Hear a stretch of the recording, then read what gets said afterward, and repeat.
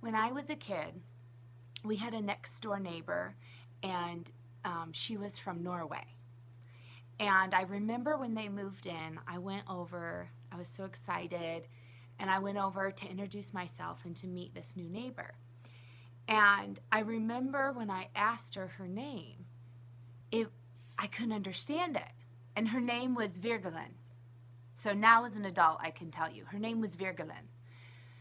But as a kid, it's like I couldn't even figure out anything even close to say. And it was so strange. And I would have her say it over and over again. And eventually I said, Virginia? And she would repeat back, no, Virgulin. And then eventually she just said, sure, why don't you call me Virginia? And so for years, those neighbors lived there for years, I called her Virginia. I would tell other people her name was Virginia, but her name wasn't Virginia. It was similar to that in our English language, and basically just the V, but in Norwegian, her name was Virgulin. Now, why am I bringing this up? Because I was thinking this morning about Paul. You know, Saul, Paul.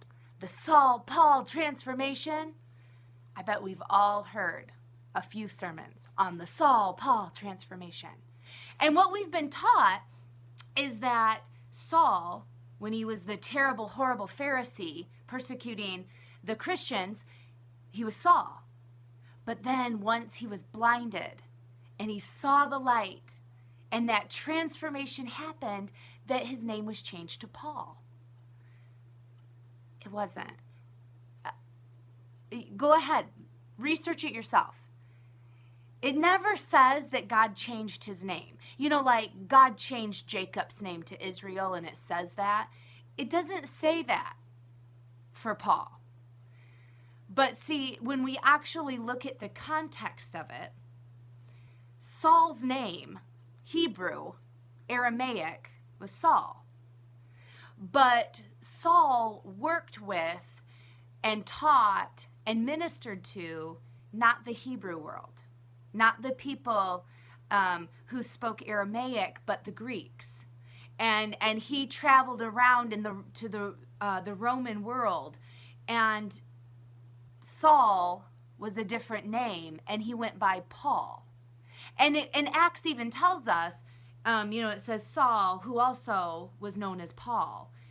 It never says God changed his name. So he was Saul to his Jewish friends, and he was Paul to the church in Corinth, to the Philippians, because he was ministering to a Gentile world. Now, maybe you're all upset about that. Look into it. Maybe you're like, who cares? Well, let me tell you why I think it's important to know that. Because the Saul-Paul transformation has been so taught. It's been taught that he was such a bad person, but then God shifted him, and there was this beautiful, magnificent, miraculous transformation that he couldn't even have the same name. And I believe if you just allow the Lord to speak to you about this, you might see it too. That's a disservice to us as believers.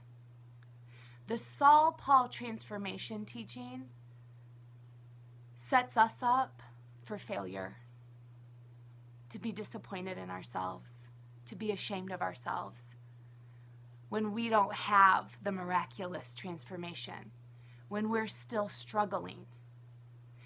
Too much pressure is put on that saved moment, and you've got to be different. You've got to be a new person.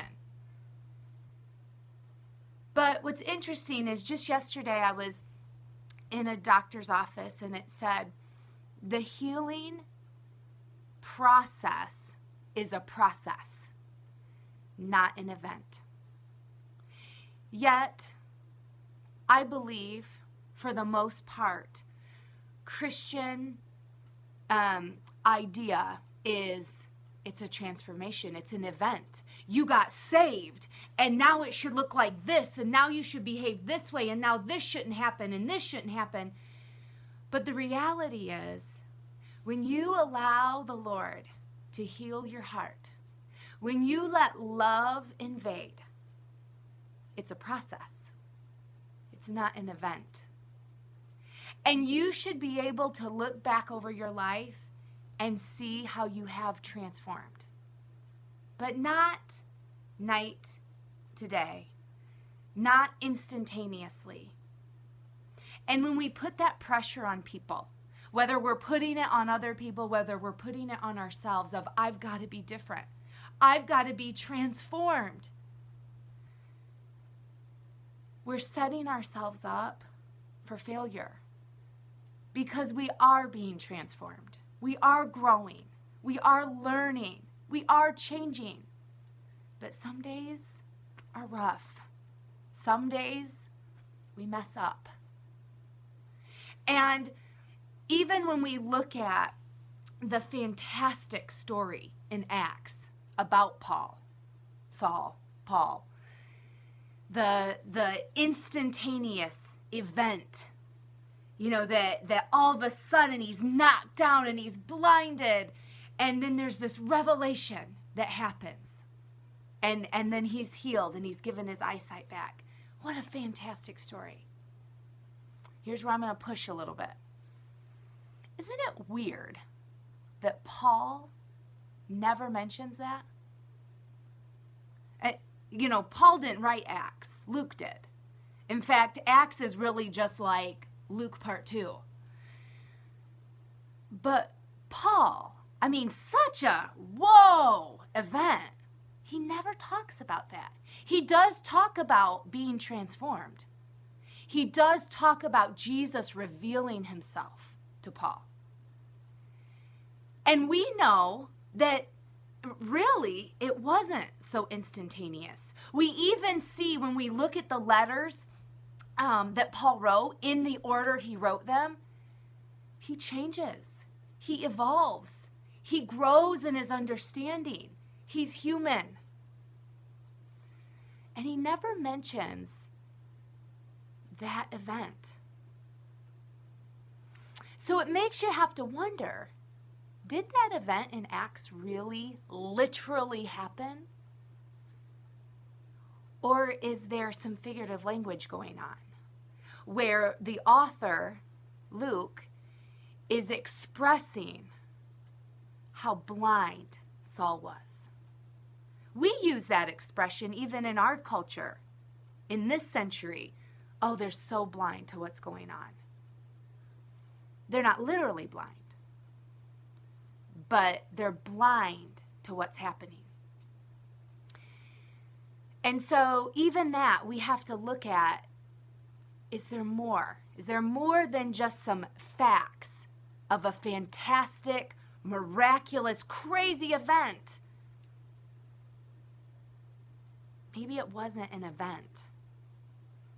Because I think what's interesting is when you look at when was Acts written, it was actually written probably, now we don't have exact dates, but probably written after Paul had died.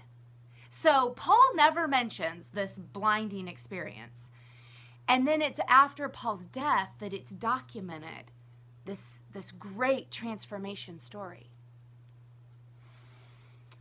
And I just wonder if Luke was doing a reflection of the life of Paul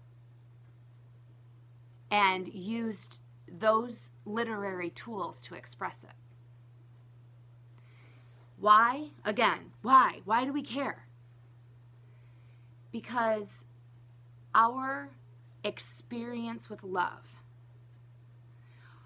our understanding of God, the healing of our heart, the transformation of our mind, it's not an event. And sometimes, most of the time, it's more messy than miraculous looking. It's frustrating. We don't always see the growth when we're in it. But if we could just be real and say, I'm in a process. It's not an event. It's a process. Now there might be an awakening. All of a sudden, it's like scales fall off of our eyes. And we become so aware of the beautiful love within us. Of that spirit so greater than we can even comprehend. And we want to know more. We want to be different. We want to love. We want to walk with that spirit. We might remember the moment that happened, but the journey is never ending. The growing is never ending. We never really reach an absolute truth other than I'm growing and I'm learning and I'm loving. So what I want to leave you with today, let's just wonder. Let's just say, what if? What if it wasn't a miraculous event like that?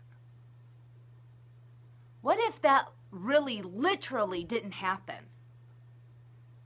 But figuratively, Saul, who was still Saul his whole life, but he was also Paul, depending on who he was interacting with.